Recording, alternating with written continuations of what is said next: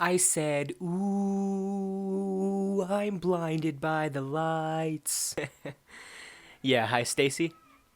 Yeah, call every agent in a 100-mile radius. They need to hear this. Hey guys, so today we're going to be cutting right to the chase. No long intros. I hate it when my intros are long. The point of today's video is basically to take one thing from one medium and compare it directly to another thing from another medium. Since I'm shifting this channel to be more about games and I'm putting the TV and movie stuff on hold, I thought this would be a really fun series to do because it lets me talk about games, but also kind of other stuff as well. Basically, this is the first installment of what I hope will be a series where I take an artist or movie, TV show, book, whatever, and find the equivalent of that as a video game. A quick example would be like if I took the Matrix movies, which obviously the Matrix games would probably be the most similar, but ignoring those ones, I'd say a cyber dystopia with similar aesthetics and vibes would be Deus Ex, but of course that's pretty surface level, and in these videos I'm going to try and do an actual like full-on list of all the things that make up whatever I'm talking about and try to find something that fits with all of the things on that list, or at least as many of them as I can. Alright, cool, we got the ground rules out of the way and let's just dive into this then. This is my After Hours vinyl. It's very pretty. It's my baby. Look at the actual vinyl. It's so cool. Yeah, I mainly did that just to flex on you guys. I brought in a whiteboard. Yes, I know it has a bunch of marks all over it. There was stuff here and it was there for a really long time and I tried to scrub it and my arm got really tired. Oh wow, look, big revelation. I'm a little wimpy baby boy. You can have guessed that from just look at me. Besides, this isn't even for you guys. It's mainly for me to keep up. I'll have like a column on the side for you guys to keep track of everything better. We need a descriptive title.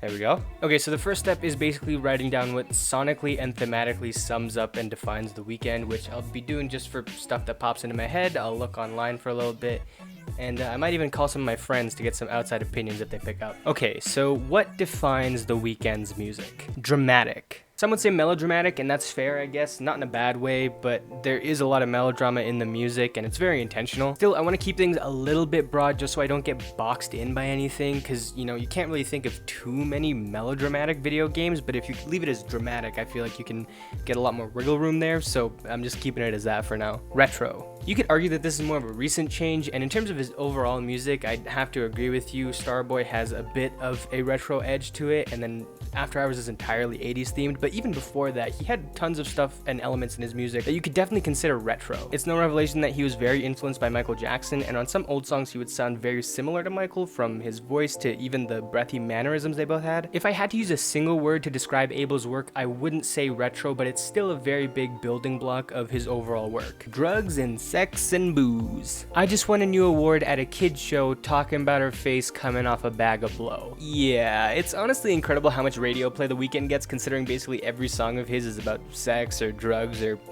death. Honest subject matter about his problems with drugs, alcohol, and women was ever present on his old tapes, to the point that some people even found his honest, crass, and candid nature on these subjects to be a bit off-putting and unlikable. It continues to be a big part of his music now. Blinding Lights is about being drunk and hitting the road to see someone, but the streetlights are blinding you. A line in Faith says, "If I OD, I want you to OD right beside me." Best song on the album, by the way. Overall, all of The Weeknd's music has very dark overtones and is rarely ever happy, which I guess leads us to another main component of his music, which is it's dark. You could kind of see the previous entry as like a specific corner of this one, but from everything from the sound to the subject matter, one of the biggest constants in The Weeknd's career was the fact that all of his songs were very dark. And for someone who's always changing up things in his music, the fact that something is constant means it stands out more as a defining characteristic of his. Okay, so here's what I found online. Synthwave. So most people have been pointing to Blinding Lights as a big example of this style of music since it's the most popular one, and it's probably the one that's most heavily inspired by this sound, but I'd say a good chunk of After Hours and even some songs on Starboy are very synthwavy. The genre is basically electronic 80s music, and it was super popular in games and sci-fi soundtracks. Basically, it's the music you would think of accompanying this picture. Silky smooth, baby. There's no denying it, the man's voice is smooth as hell. It's rich and has a really great tone while still sounding young. Some of his more chilled out songs feel like you're riding on a cloud, and it's beautiful. He also now has an aesthetic to match that smooth quality. His red suit, black tie, black shirt look is easily his most notable and iconic, and the new look absolutely matches the new music in my opinion. Violent. This is one that stems from the music videos and the other visuals more than anything else. While you might be saying, well, every video game has violence, that doesn't really narrow it down. What I mean is not shooty bang bang violence, it's more of the slit a man's throat slowly, spine tingling kind of violence. You know, stuff that just makes you feel uncomfortable more than just being a cinematic thing. Okay, so I think I have a solid list of things here, but I did want to get some outside opinions, so I thought I would call up some of my friends and see if they had any ideas. I also realized halfway through shooting this that I am using my phone as my camera, so how am I gonna call them? How did I not think of that? Am I an idiot? So we're just gonna call people on Facebook, I guess. None of them know I'm doing this, by the way, so this is gonna be really awkward.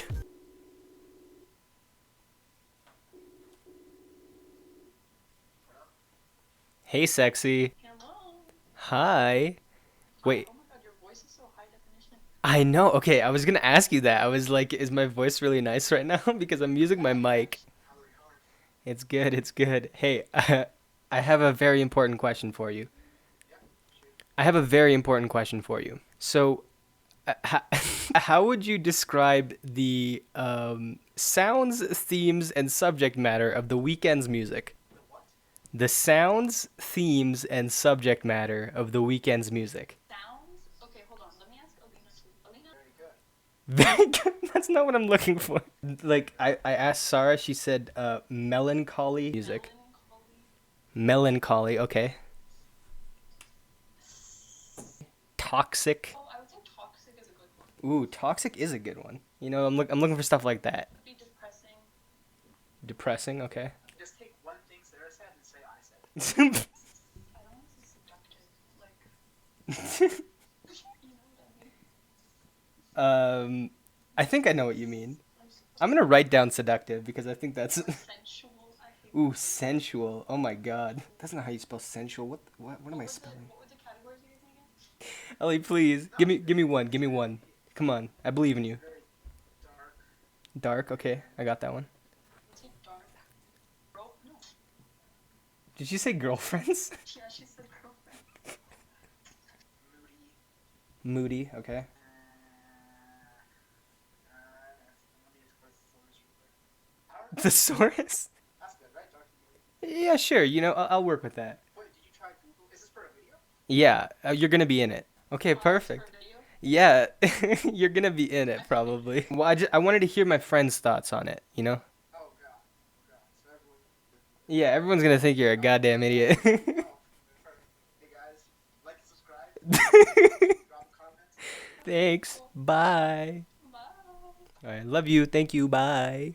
Alright, bye-bye. Okay, so only 2 people answered, so the rest of them are dead to me. But you know what? That's okay. I mean, I have a good list of things here. I mean, not all of them are entirely unique from one another, but it still creates a solid picture, I think. Okay, so I got my list. I got my train of thought, which I immediately lost. Now comes the hard part, which is actually finding games that match these qualifications. I'm gonna go rummage through my stuff, see if I find anything based on this, and I'll be right back, and then we'll talk about it, I guess. Slurp. Okay, I'm back, and I made a decision, so I guess let's just get into that. Some of the first things I looked into were dark and retro, because I felt like not only were those incredibly vital to make the comparison valid, but also I felt like that criteria is checked by a solid bunch of video games, so we'd have a sizable amount of games to work with. I didn't consider actual old games because that wouldn't really be an apt comparison. The Weeknd is not an old artist, he's a new one who invokes the same feelings and ideas as older music, so I looked at modern games that mimic a retro style, of which there are a lot. You end up with a lot of indie platformers or Metroidvanias or top-down / side-scrolling action games when looking purely at the retro side of things, but the more dark overtones help us cut down on some of that stuff. For example, a game like Shovel Knight is pretty retro, but it's not nearly as harrowing and dark as a lot of things out there. Even games like Celeste, which can handle some pretty heavy subject matter, have a bit too much of a pleasant atmosphere on the outside to match super well. As a quick point, I want to say that I still considered games like Hollow Knight, for example, to be in the running because even though the art style wasn't retro, it essentially is a more slick, modern version of old Metroidvanias with a darker aesthetic, so I think it still applies.